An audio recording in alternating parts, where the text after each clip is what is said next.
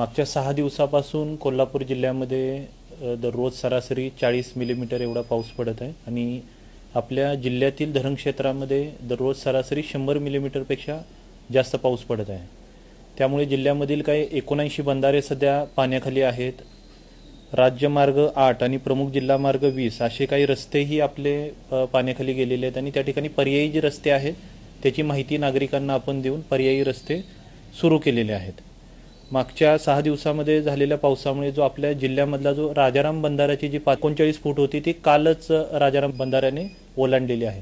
तर हे सर्व पर्जन्यमानाचे आणि वेगवेगळ्या बंधाऱ्यावरची पातळी लक्षात घेता ज्या ठिकाणी पुराचं पाणी जाऊ शकतं अशा संभाव्य ठिकाणी प्रशासनाने भेटी दिलेल्या आहेत आणि काही ठिकाणावरील लोकांना किंवा घरातील कुटुंबांना आपल्याला स्थलांतरित करावं लागू शकतं।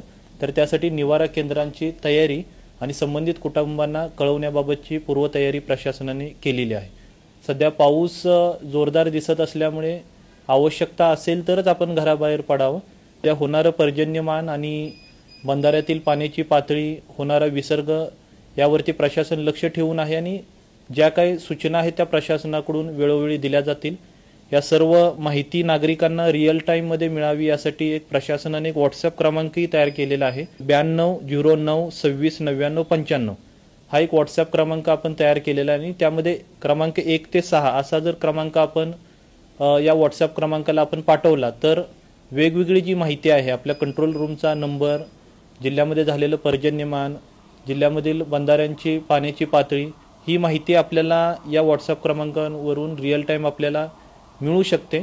याशिवाय 1077 हे आपला कंट्रोल रूमचा जो नंबर आहे ती कंट्रोल रूम सुद्धा आपली 24 तास सुरू आहे। कोणत्याही नागरिकांना जर काही माहिती घ्यायची असेल किंवा काही माहिती आपत्तीबाबतची काही माहिती द्यायची असेल तर आपण या क्रमांकावरतीही संपर्क साधू शकता। सर्व नागरिकांना नम्र आवाहन आहे की पूर परिस्थिती लक्षात घेता प्रशासनाकडून ज्या काही आपल्याला सूचना दिल्या जातील त्या सूचनांचं आपण पालन करावं आणि काही आपल्याला आपत्तीजनक जर काही बाबी वाटत असेल तर कंट्रोल रूमला संपर्क करावा।